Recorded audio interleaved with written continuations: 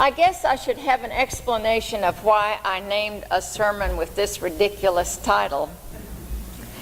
It was about 15 years ago. I went to a meeting in California for a committee for the Unitarian Universalist Ministers Association.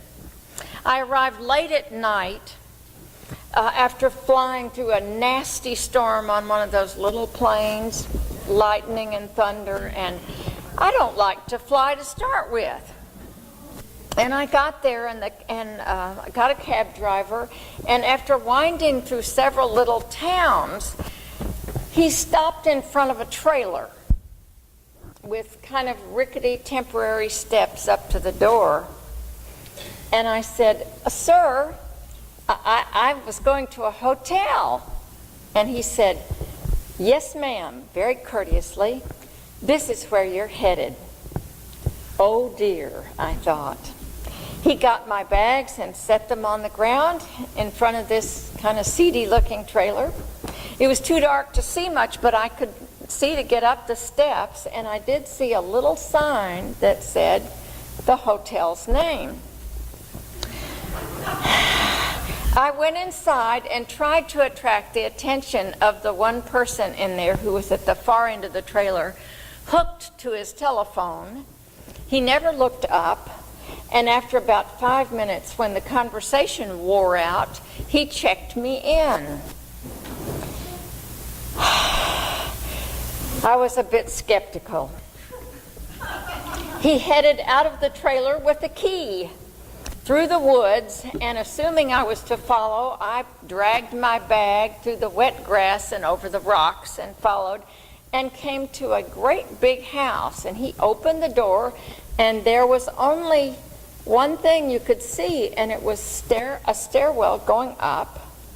So I followed him up the steps, and then another past the landing and up to a small hall. And he opened a door, said, "Here," handed me the key, and I looked in, and the room was clearly occupied by someone because there were books and papers and clothes all over. And I said, "Who's here?" "I don't know." And I said, "But where is my room?" And he said, "Well, just go through there, you'll find it." And disappeared quickly.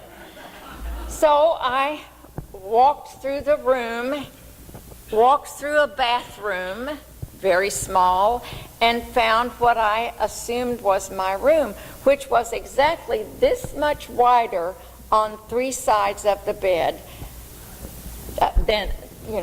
That was all there was in the room. So I put my bag on the bed, since that seemed to be the only place.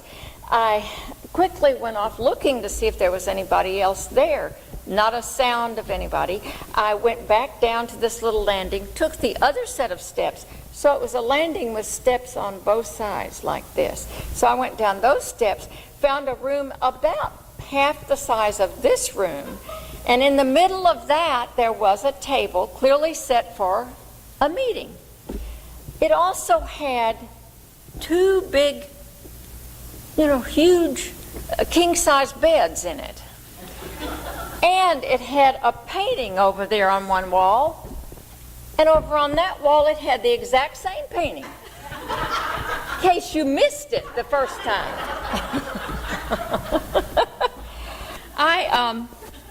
I thought, what a weird place I'm in, not a soul around, and I just wished that I were at home.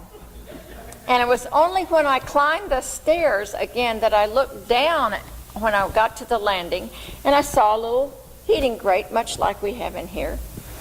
And above it was a sign in big, bold, handwritten letters, "Do not open this ever!" exclamation points.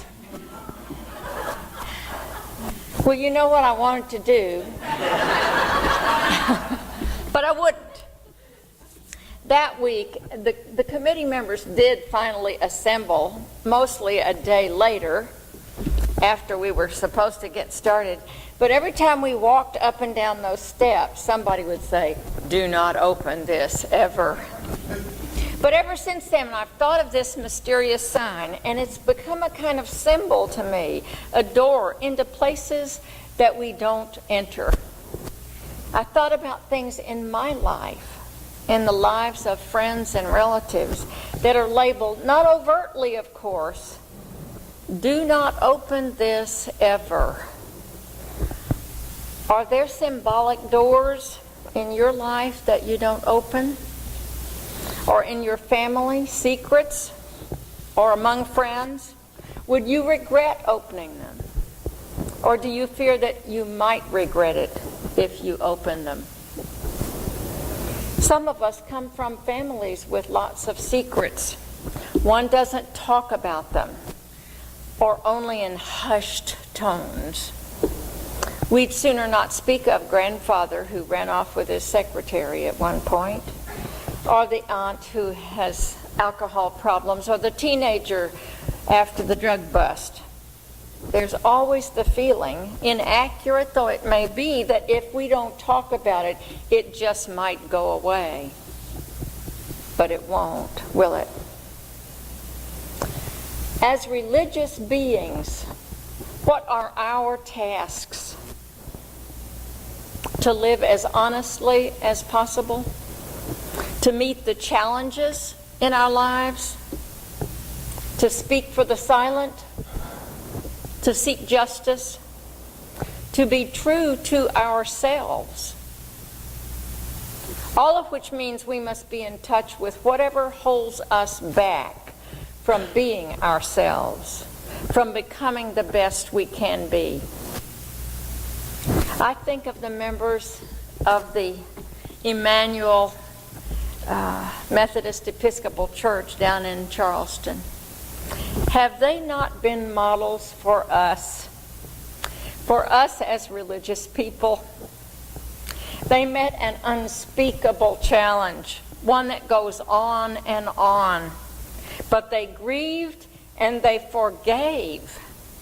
In their sorrow, they stood tall and honorable and full of courage.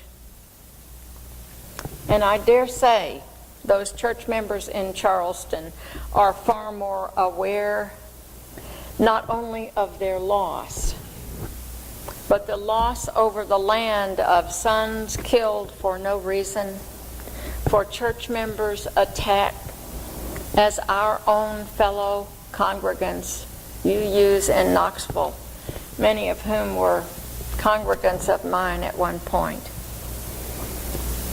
They were killed by one person filled with hate. We just read what Denise Levertov said. We have only begun to imagine the fullness of life. And she goes on to say, there is too much broken that must be mended. And we are so aware of that in our troubled world, yet we can triumph through the power of love, as are the good folks of Charleston. If there are indeed problems or realities that we might face, each one of us, difficulties, choices, or doors we might open, perhaps now is the time. When is a better time than the present to get in touch with yourself? Isn't this what being religious is all about? Being what we really are, being the best person we can possibly be. Do we appreciate the parts of ourselves that lie dormant? Do we need to open that part of our lives? Do you dare to open a part of yourself that might lie sleeping? Is there an artist that yearns to paint or to draw?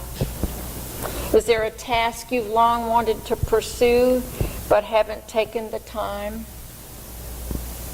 Is there a partner or friend out there you wish were in your life, but you haven't taken the time to find them? Do you need rest? Time to think? and always are too busy? Do you need to speak when you see an injustice and then to act? Think on these things. Why didn't I or those other 7 ministers open that grate? Because maybe we were afraid to open it. On the other hand, we're generally rule followers, we ministers. We certainly don't follow all the rules, but mostly we do. So we didn't open the grate. Sometimes we all set arbitrary limits on our life. Do those limits make sense now? Are they what prevent us from opening whatever is closed? What if opening the thing started some uncontrolled chain of events? We hesitate often because we don't like things out of control. If I take a risk, open a door, what if nothing happens? Or what if there's nothing there? Then I'd feel silly, wouldn't I? Or embarrassed. Or I even feel defeated because nothing happened. Perhaps the door holds nothing. There's nothing behind it. It's empty. There's a story about a gift for someone, wrapped in fancy paper and sparkly ribbons. And the person receiving the gift grabs it, as we all do, and gets excited, because we all do with unexpected gifts. Tears off that paper and the sparkly ribbons, looks inside through the tissue, and it's empty. And he says, "There's nothing there." And the person who gave it to him said, "That's right. It's empty. You can fill it with whatever you want or need." But what about that feeling of being empty? Emptiness. Shunyata is a major concept of Buddhism. A difficult thing for at least this Western mind. Emptiness, however, is supposed to be necessary in order to move on. We have to let go sometimes before we can move on. But emptiness need not be disappointing, as with the empty box. Rather, it is freeing, leaving us open to receive what we want or need. The open, receptive hand. We often give so much of ourselves to others that we forget to fill back up. The Buddhist discipline of sitting, concentrating on the breath and emptying the mind, sounds like the easiest thing on earth to do. We're all sitting here, except me. Breathing. Everybody can breathe. But doing that and emptying the mind can be surprisingly difficult, requiring discipline. Sometimes when I sit for meditation, I find myself making a grocery list or some other mundane task. And I have to say, wait, let those fly away, go away like a bird, and empty my mind again, and again, and yet again. But it is when I empty my mind, let go, then I am capable of receiving. I think of Sandburg's poem, Carol Redis. Do we have a clenched fist or an open hand? Ready to receive, ready to experience what is here. It is only when we are willing to open our hand or plunge in and open the door or the forbidden in the mind, or the thing put away because it complicates our life, that we are able to move on. Mary Oliver wrote, "I thought I could not get any closer to grief without dying. I went close. I did not die." That is what we must often do. Face and deal with whatever is in front of us. Open the door. Toward the end of the poem, she said she practiced a new way to carry grief. She laughed out of her startled mouth. She began to see the world again. See it. And she saw other vulnerable things. A rose in the wind where the petals are going to fall and blow away. Did we not see rather vulnerable things early this week? People whose health care was threatened, marriages that couldn't take place, people whose relatives were killed by hate. Here and around the world, we too can open our eyes and hands to others, and we can celebrate what doors were opened this week. I always wondered what would happen if I had opened the grate. But far more important than that trivial thing, what if I had spoken words in my life that I wanted to speak, yearned to speak, but somehow didn't? What if I had tried to do something new? What would have happened? I'll never know. How about you? I do know what happened in several cases. When I put away fears and plunged into something I thought important, or what happened when I ignored the discomfort of opening a door that led I didn't know where. Some risks I've taken, and maybe you have, they didn't work. Fell flat. I think we've all experienced that. But I learned something, and I'm glad I tried anyway. More than 30 years ago, I left this congregation and everything else in my life, made a radical change, and took off to divinity school because I felt I had work to do. It was foolhardy. But now I know it was the best thing I ever did. It worked. It was the best work I had and the happiest. If there's a door in your life, a grate or a door you could have opened but you have not opened, that would enrich your life, make it fuller, consider opening it. If there's a weight you dread carrying, find a way, as Mary Oliver's friend said, it is not the weight you carry, but how you carry it. Books, bricks, grief. It's all in the way you embrace it, you balance it, you carry it when you cannot and would not put it down. Our first principle is to honor the inherent worth and dignity of every person. Sometimes we forget that that includes ourselves. Is there something in your life untended to? Do something about it. Do something about it. May it open you to see the world in a brand new way.